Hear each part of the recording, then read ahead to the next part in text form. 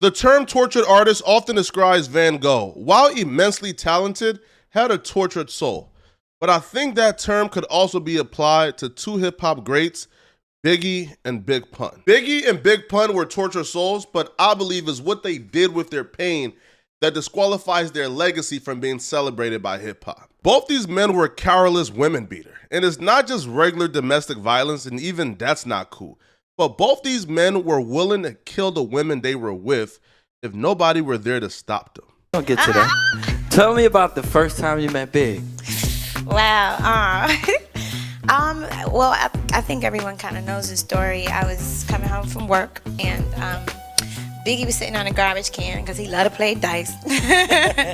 And he said, "Yeah, Kim, I heard you knew how to rap." And I was like, yeah, but I ain't really, doing it for nobody like that. I'm just, He was like, "See, Ty, I told you she can't rap."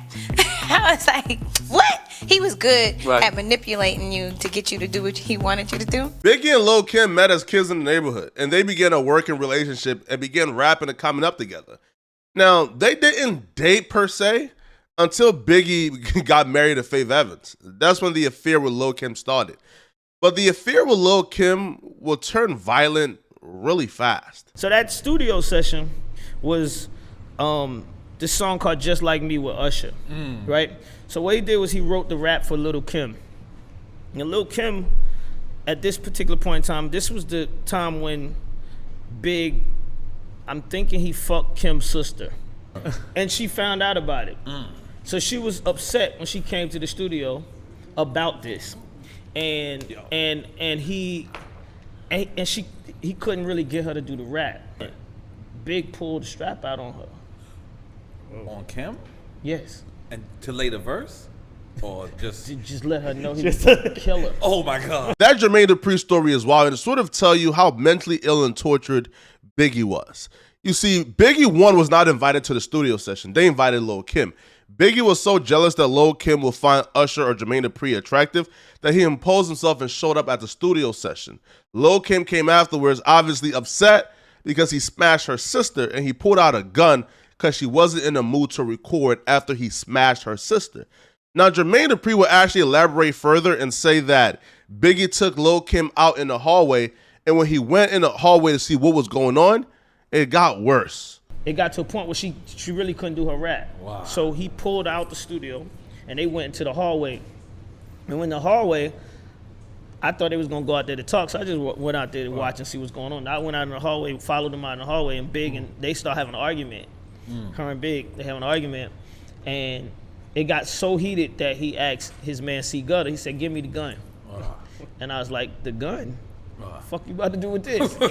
And he was gonna shoot her. I don't know what's funny. I don't know why three grown men would be telling this story and laughing at Biggie pulling out a gun and incredibly about to shoot Lil' Kim until he was stopped. Now, Lil' Kim would confirm that Jermaine Dupri's story is 100% facts. It's an interesting thing to listen to because it starts out kind of light. It's like, and then he was really pissed, blah, blah. But then they tell a kind of crazy story of Biggie flipping out, pulling out a gun. It's a pretty crazy, and Nori, you can tell, is kind of like, whoa, I didn't expect this to be the story. I don't see, it's not wrong with him telling the story. It's a part of history, So you remember that day? Of course I remember that day. In another interview, Lil' Kim describes another instance where Biggie getting jealous led to him abusing her. We got kicked out of the Hit Factory because we was fighting so bad. He brought some old stinky groupies up in there, and we and him was together. And so I'm like, I'm going to get him. I'm going to get him. So, I had a little shorty come pick me up in the E-class. Oh, God. And he tried to, I was behind the booth literally rapping in my lion just. I got my headphones on like this. I'm like, yeah, boom, my headphones on like,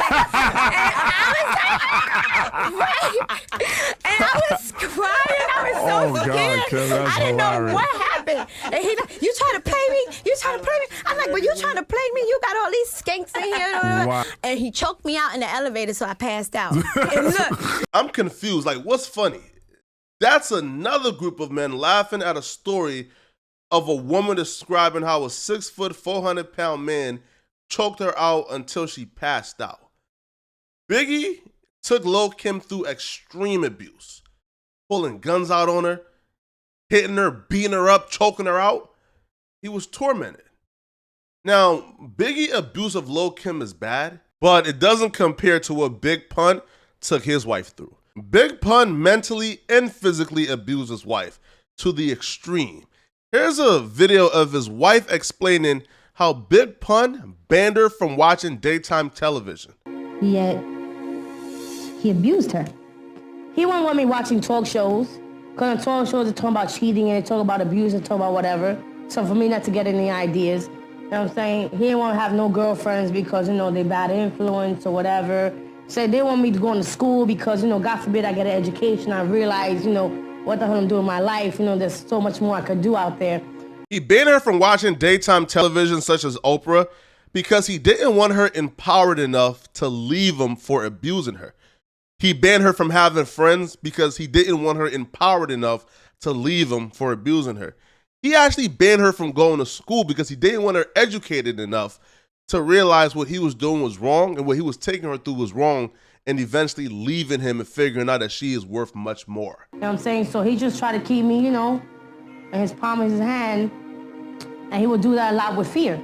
I'm saying by kicking my ass, putting fear into my heart. I was there when a lot of things happened. You know what I'm saying? That I know my man wasn't, how could I put that carefully? Basically, you know, I was there in incidents where I seen a lot of things I wish I haven't seen. Big Pun met his wife when he was about 200 pounds. Now that's still heavy, but considering where Big Pun ended his life at 700 pounds, 200 pounds seems pretty skinny. The rapid weight gain would take a toll on Big Pun, and his insecurities would start to show more. He feared that his wife will leave him for somebody a little bit more attractive or a little bit lighter. And his idea of stopping her from eventually leaving him was to control every aspect of her life and to abuse her into submission. Pun would even abuse her in front of family members. There was one occurrence particularly where Big Pun almost killed her. When Big Pun installed security cameras in the house, the videotape captured his violent behavior. There was always guns in our house all the time. And he was looking for this Mac 10. It was usually under the pillow.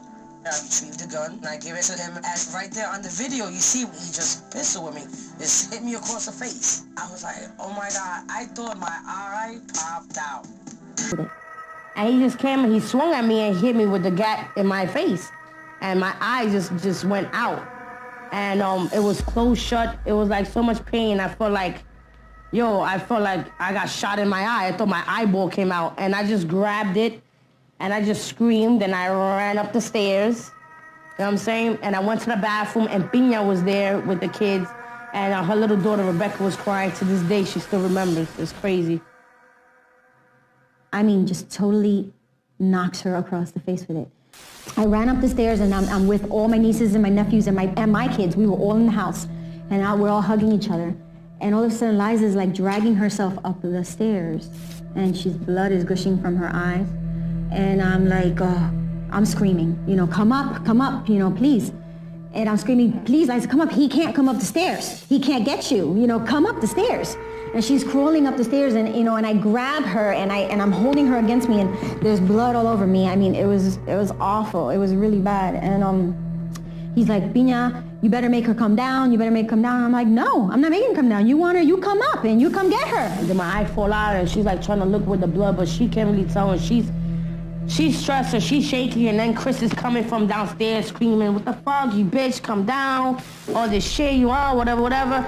And I'm just like stressed and I'm pacing and I was pacing upstairs. I was in so much pain and I was so livid. And I took the shotgun, clank, and I'm standing there on the top of the stairs. And if you look at the tape, then you see him at the bottom of the stairs looking up, yelling. I never really wanted to kill my kid's father, so I ended up putting the shotgun down. Pun was sick. He lost his gun. She helped him find the gun, and then he hit her in the head so hard that she was bleeding profusely with her eyes almost popping out. And while her eyes were popping out, he was calling her back downstairs for him to finish the job in front of everyone. Big Pun was such a monster that even his own son doesn't respect his legacy and doesn't believe it should be celebrated. See, his son dropped a diss track towards Big Pun. where he documents how traumatizing the abuse was.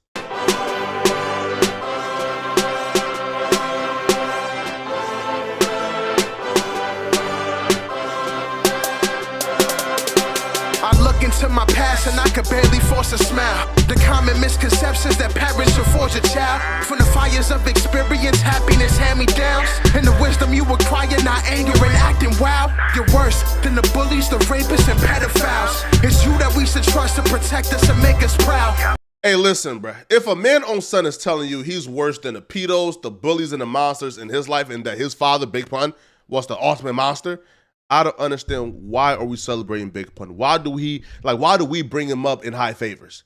Like when Ike Turner passed away, ain't nobody celebrating Ike Turner's legacy. No, because Ike Turner was a monster. Big Pun is equivalent to Ike Turner. I look in mommy's eyes and said I'd kill him if I could, but I'm too damn weak and small and I'm not sure if I even should, but Hey, listen, bro. Do you know how bad you have to be for your own son to say, if I had the opportunity to kill my father, I would have killed my father? You know how bad the father gotta be? Seen what he's done to you. I know that it isn't good. If I could be a shining armor, I swear to God that I would. And I wish I said more things, but I was young and I was voiceless.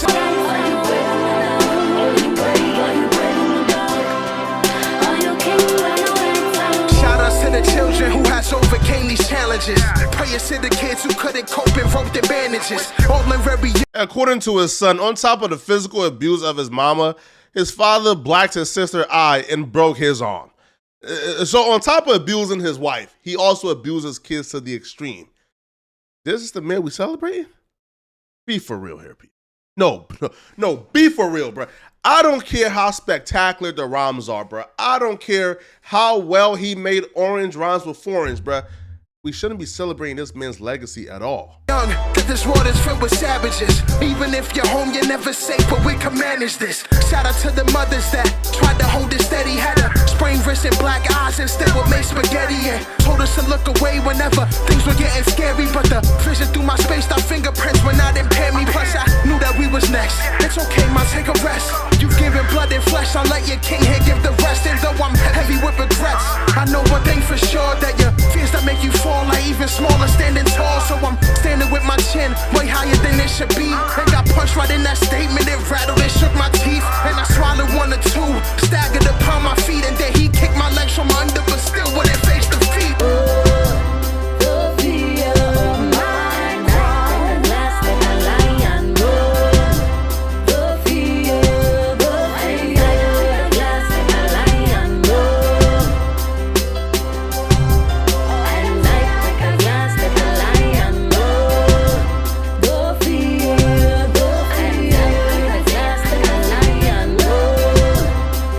That's enough.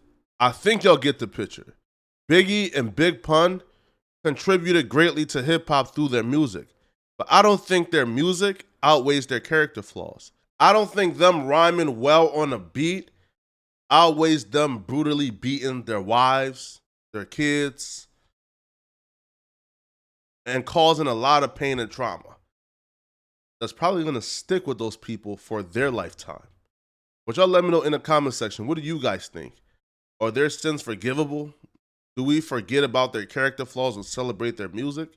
But while you guys are here though, click on this video somewhere on my screen to find out why this incel FedEx driver believes that women deserve to be raped. You don't want to miss this video. It's insane. I'm gonna see you guys in this video. I'm out of here, folks. Peace.